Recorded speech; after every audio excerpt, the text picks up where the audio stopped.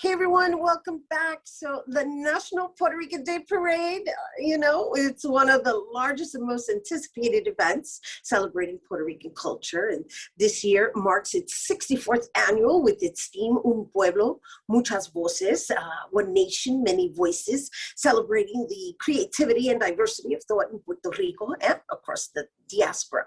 The event will feature the cast of In the Heights serving as this year's Grand Marshals, and joining us to tell us more, we welcome National Puerto Rican Day Parade Board President Luis Maldonado. Hello and welcome. Thank you so much for having me. Bueno, bravo, bravo. The parade must go on, even though we're still gradually reopening New York. So 64th annual, I understand we've got this theme.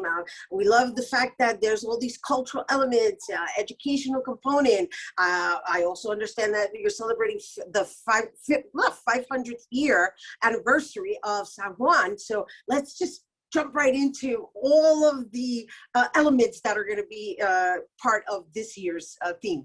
Sure. Well, I think it's probably most important to note that this year's celebration, very much like last year, is primarily going to be a TV show with a live stream. It's going to be a 2-hour TV special on ABC7 in New York.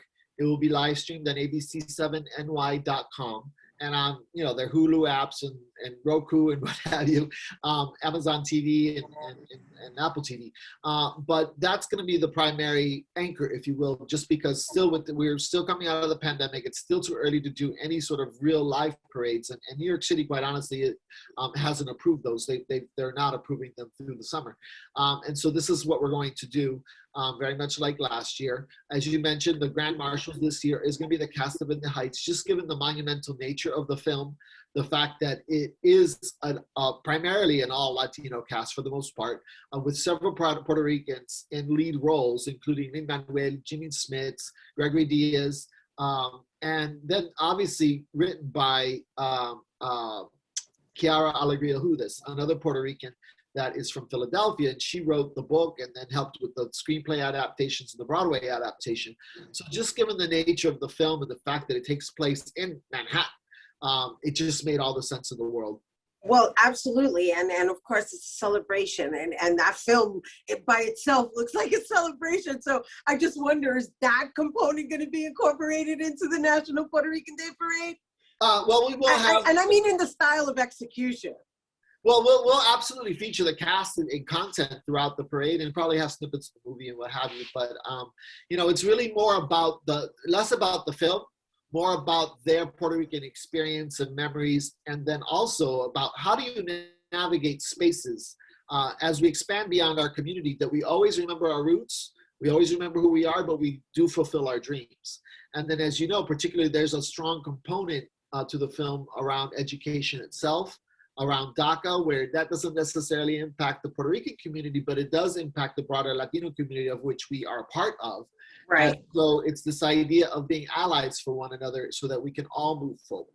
Absolutely. And that's a wonderful segue into the scholarship programs that are offered within this the actual parade. So, I want to make it clear to everyone that, yes, while we have this parade that we usually go out on Fifth Avenue and celebrate, since you becoming president and this new board has taken this opportunity to educate the diaspora and abroad on anything that is part of our development, right? That is part of our culture, that we may not necessarily be raised in knowing. And so the fact that you are offering scholarships to the next generation based on their knowledge, let's just talk a little bit about that so that they understand, like, there's this another element to the celebration in celebrating each other, but also really enriching our knowledge when it comes to the culture. Sure. So the mission of the parade obviously is cultural celebration and preservation, and really recognizing and again celebrating our achievements, both as a collective and as individuals. But along with that comes the promotion of higher education, trying to help advance our community through education, since it is the economic equalizer. Since 2014, when the board was reconstituted under the then chair, Lorraine Cortez Vasquez, we really doubled down on our commitment to education and started increasing the number of scholarships to the point that we're now giving out 100 scholarships a year to students of Puerto Rican descent, $2,000 each. So every year we give out $200,000 scholarship. While academics is important, the two other components that are absolutely criteria, strong considerations, are community service. So are the students giving back, paying it forward? Are they involved in their community? And then two is the connection to culture. To what you mentioned, to no fault of anybody, many times, especially if we're living here, we may not know as much about our culture, but we do use the parade as an opportunity to help, and the application process as an opportunity for these students to research certain historical or cultural themes or issues and write about those in terms of their essay. And then subsequent to the actual scholarship awarding, we also have a cultural enrichment workshop where we get into themes related to Puerto Rican culture and identity and history, as well as offer opportunities for the students to develop personally and professionally. The parade is a big player in terms of being a platform to help move our community forward and informing our community. In different genres as well, right? Because this year you're highlighting poetry. That's right. This year we are sort of paying tribute to the legacy of Puerto Rican poetry. On January 20th, 21st, I can't remember, for the inauguration, Amanda Gorman was all the rave across the country because of her powerful words, the spoken word and poems that she recited that day, which is fantastic. But the Puerto Ricans are like, hey, we've been doing this for a long time, right? Right. Back hundreds of years to the island, and then having that tradition come here and take root and just blossom on its own through things like the New York Rican Poets Cafe.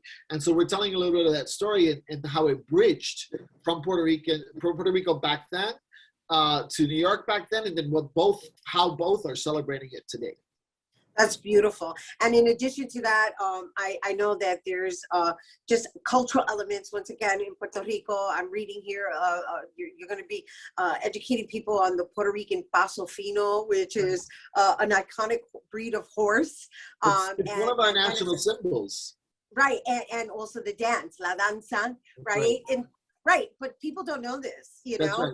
Or if we do know, it's a very superficial knowledge. And again, not anybody's fault. It's just something that in our day-to-day lives, it's tough. So, and if we do know, then it's a nice opportunity to sort of, trigger those memories. So the Paso Fino is a horse that, a Puerto Rican Paso Fino, there's a breed of horse that's specific to Puerto Rico and that now is in other countries, but it all stems back to Puerto Rico. And so we're telling that story because it is a little bit of an enigma for many people. You sort of know about it, but don't know. And then why do they walk that way? And how are they used, et cetera, et cetera. And then with La Danza, it's another one of those genres of music and dance that fits very nicely with the 500th anniversary of San Juan, which San Juan is the oldest city in the U.S. They are celebrating their 500 years this year, and that kicks off in September. So this is sort of a tee-off to that September celebration. To that September celebration. So it's kind of like, okay, here's a little taste, and then we're going to go celebrate again in September.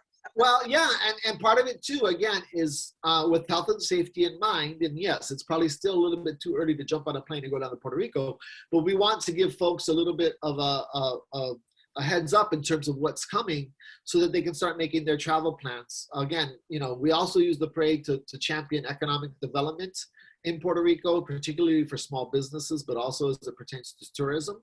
And so this is one of those ways that we can sort of, spark some interest and get folks to go down and visit when the time is it's wonderful to amplify the voices and just be representation of the island. And so the parade, I understand, is being hosted by Joe Torres, David Navarro, and Sunny Huston. That's right. That's correct. And that's probably now the 4th or 5th year. Ever since we started partnering with ABC7, we got the Puerto Rican talent on staff. And luckily, they have lots of high caliber Puerto Rican talent to host our show. And we're so grateful for them. Wonderful. And thank you for bringing it to our viewers. Luis Maldonado, president of the National Puerto Rican Day Parade Board. And you guys, if you're interested in viewing the 64th annual National Puerto Rican Day Parade, it's going to broadcast on Sunday, June 13th on Channel 7, WABC from 12 to 2 p.m. And for more information, you can visit nprdpinc.com. All right, don't go anywhere because Bobby C's Weekly Sports Roundup is coming up next.